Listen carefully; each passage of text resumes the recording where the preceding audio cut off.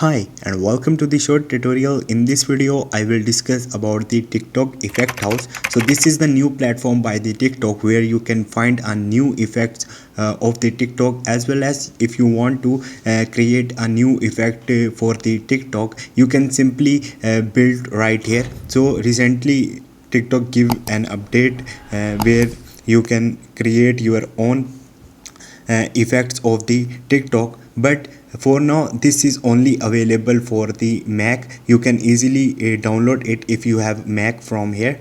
So to download this platform, first of all you have to open your Mac and go to the website, and you can simply download it on the Mac. Once you will do it, after that you can simply click on the start creating it. So you can build your effects right here. So this is all about the effect house. Soon maybe they will give an update for the Windows or Android. So right now if you have Mac, you can create effects in the effect house of the TikTok. Hope this video will helpful for you. If you have any question, you can ask me in the comment section, and don't forget to subscribe my channel. Thank